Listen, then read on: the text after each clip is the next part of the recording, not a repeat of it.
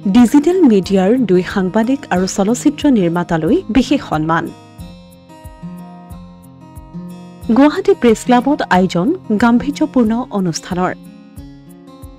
অসমৰ ডিজিটেল মিডিয়াৰ জগতলৈ আগবঢ়োৱা বিশিষ্ট বৰঙণিৰ বাবে দুগৰাকী সাংবাদিক আৰু এগৰাকী চলচ্চিত্ৰ নিৰ্মাতা গুৱাহাটী প্ৰেছ ক্লাবত আজি এই শিৰোমণি সন্মান প্ৰদান কৰা হয়। এই সন্মান প্ৰদান কৰা অনুষ্ঠানত উপস্থিত থাকে এই সংবাদৰ মুখ্য সম্পাদক ডক্টৰ দীনেশ বৈশ্য, গুৱাহাটী প্ৰেছ ক্লাবৰ সভাপতি তথা পিটিআইৰ জ্যেষ্ঠ সাংবাদিক সুস্মিতা গোস্বামী, প্ৰতিদিন ডিজিটেলৰ জ্যেষ্ঠ সাংবাদিক লেখক মৃদুল কুমাৰ সন্দিকৈ আৰু চলচ্চিত্ৰ নিৰ্মাতা তথা সামাজিক মাধ্যমৰ যোগেদি জনমত গঠনত সক্ৰিয় ভূমিকা পালন কৰি অহা লুইত কুমাৰ বৰ্মনক এই সন্মান প্ৰদান কৰা হয়। এই শিৰোমণি সন্মান প্ৰদান কৰা অনুষ্ঠানৰ লগত সংগতি ৰাখি অসমৰ সাংবাদিকতাত ডিজিটেল মিডিয়া আৰু ছচিয়েল মিডিয়াৰ প্ৰভাৱ শীৰ্ষক বিষয়ত বক্তব্য প্ৰদান কৰে এজন যুৱ সাংবাদিক চক্ৰপাণী পৰাশৰে। কিবা এটা বাতৰি পায় নেকি, কিবা পায় নেকি, জ্যেষ্ঠ কেইজনৰ লগত ইফালে যাওঁ সিফালে যাওঁ, দুই এটা বাতৰি বিচাৰি ঘূৰি ফুৰোঁ। তাৰপিছতে চাকৰি একো পোৱা নাছিলোঁ। তাৰপৰা 8টামান মিডিয়া হাউচলৈ গ'লোঁ চাকৰি বিচাৰি, ইফালে নাই, নাপাওঁ, সিফালে নাপাওঁ। NDTVৰ পৰা আৰম্ভ কৰি, ব্ৰাগৰ পৰা আৰম্ভ কৰি, ফ্ৰণ্টিয়াৰ বন্ধ হৈ গ'ল, প্ৰাইম নিউজ বন্ধ হৈ গ'ল। MM বুলি কাম কৰিবি নেকি? মই কৈছোঁ ট্ৰাই কৰি চাব পাৰি। সেই যেতিয়া সোমালোঁ MMত, সেয়াই ডিজিটেল মানে টিভিৰ সাংবাদিকতাৰ আৰম্ভণি। তাৰপিছতে গৈ গৈ গৈ গৈ নিউজ লাইভ, প্ৰতিদিন, নিউজ 18, ND24 আৰু এতিয়া বাৰ্তালাপ। মুক্ত আৰু স্বতন্ত্ৰ নিউজ ৱেবছাইট newsnextone.com-ৰ অনলাইন দৈনিক এই সংবাদৰ প্ৰথম বৰ্ষপূৰ্তি উপলক্ষে গুৱাহাটী প্ৰেছ ক্লাবত আয়োজিত গাম্ভীৰ্যপূৰ্ণ অনুষ্ঠানটোত এই শিৰোমণি সন্মান লাভ কৰি জ্যেষ্ঠ সাংবাদিক তথা গুৱাহাটী প্ৰেছ ক্লাবৰ সভাপতি সুস্মিতা গোস্বামীয়ে কয়, শব্দ প্ৰয়োগ ভাষা জানিলেহে আমি এজন ভাল হ'ব পাৰিম। যে আজি চক্ৰপাণীক আমি যেতিয়া দেখো যে ধুনীয়া এটা শ্ব' কৰিছে। আনগৰাকী সন্মানপ্ৰাপক সাংবাদিক মৃদুল কুমাৰ সন্দিকৈয়ে সামাজিক মাধ্যমত কেনেকৈ দায়িত্বশীল হৈ থাকিব পাৰি সেই কথা গুৰুত্ব দি কয়, এতিয়া সময়টো খুব জটিল, কিন্তু জটিল হ'লেও এতিয়া পৃথিৱীত প্ৰত্যেকজন লোকে একোজন সাংবাদিক, প্ৰত্যেকজন লোকৰ হাতত মোবাইল থাকে। আজি যদি এজন সাংবাদিকে কোনোবা এটা খবৰ ভুলকৈ প্ৰকাশ কৰে বা প্ৰচাৰ কৰে, তেনেহ'লে তাৰ কমেণ্টত ডিজিটেল মাধ্যমত হাজাৰটাৰ প্ৰতিবাদ কৰি এই খবৰটো কিয় এনেকৈ কৰিছে তাৰ প্ৰতিবাদ হয়।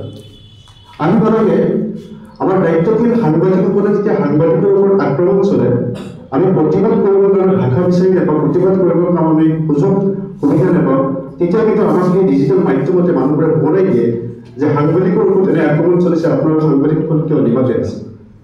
খুব গুৰুত্বপূৰ্ণ কথা। মই ভাবোঁ সামাজিক মাধ্যমৰ জৰিয়তে হয় বহু কথা হয়, সামাজিক মাধ্যমৰ জৰিয়তে বহু অপপ্ৰচাৰ চলে, উৰা বাতৰি আহে, কিন্তু সামাজিক মাধ্যমৰ জৰিয়তে আমি তাত যদি ইতিবাচক আৰু সমাজৰ প্ৰতি দায়বদ্ধতাৰে কাম কৰিবলৈ চেষ্টা কৰোঁ, তেনেহ'লে ভাবোঁ সুস্মিতা গোস্বামী কৈদৰে বাকী সংবাদ মাধ্যমবোৰ থাকিব, কিন্তু তাৰ বিপৰীতে সেই সংবাদ মাধ্যমবোৰক, সাংবাদিকসকলক, সমাজখনক সঠিক পথে নিয়াৰ ক্ষেত্ৰত এই সামাজিক মাধ্যমৰ এটা ভূমিকা আছে।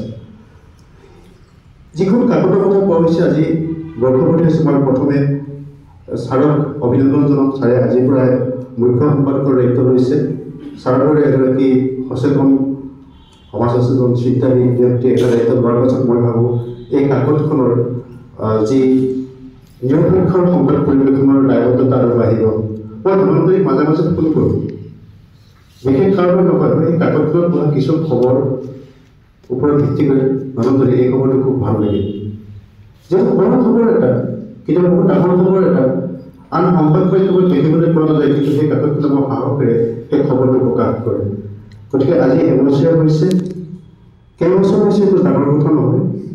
এই কাকতখনৰ জৰিয়তে অসমৰ বহু লোকে হোৱাটছএপত যেতিয়া পেপাৰখন আহে, প্ৰথম খুলি চাই মই হেডলাইনৰ পৰা আৰম্ভ কৰি গোটেই পেপাৰখন চাই কিনে মই ভাবোঁ যে এইকেইটা খবৰ আমি কৰিব পৰা নোৱাৰিলেও কিন্তু কোনোবাই ক'ৰবাত কৰিছে।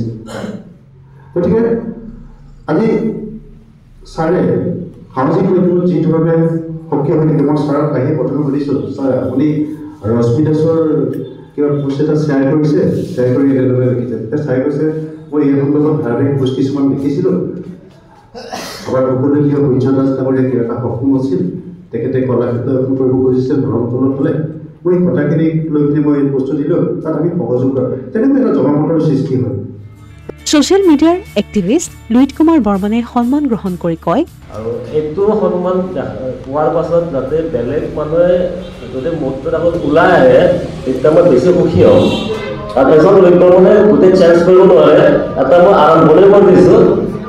তো বাকী যিসকল ৰাইজে দাদা লগত আছোঁ কিবা আছোঁ তেনে কোৱাতকৈ তেওঁলোকৰ দুই এটা বস্তু লিখা মেলা। এই অনুষ্ঠানত সংবাদৰ অন্যতম শুভাকাংক্ষী ছফি জামাল হুছেইনকো এখন ফুলাম গামোচাৰে সম্বৰ্ধনা জনোৱা হয়।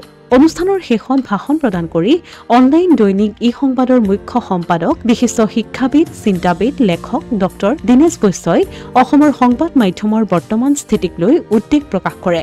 তেওঁ কয়, যিসকলে সামাজিক মাধ্যমত বিভিন্ন ধৰণে সক্ৰিয় হৈ থাকে সেই সকলোৱে একো একোগৰাকী দায়বদ্ধ সাংবাদিক।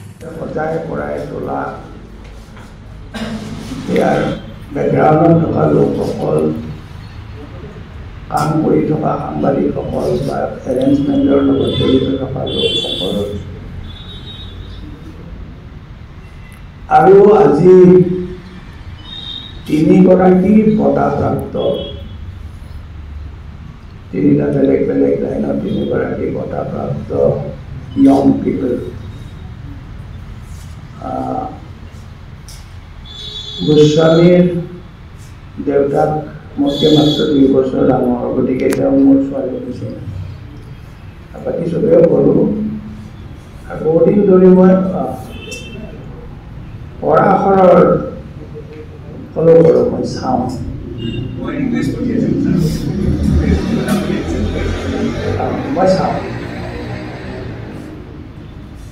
মোক এই ক্ষেত্ৰখনলৈ লৈ অহা মানুহজন আব্দুলাজিজ চৌধুৰী।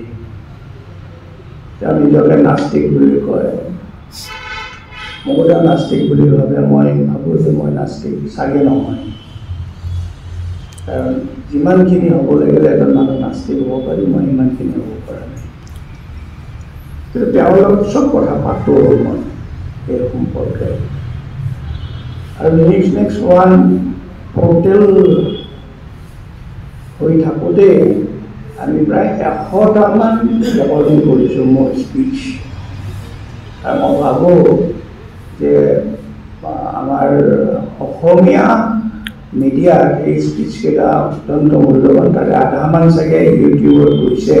Asomiya Pratidin digital desk.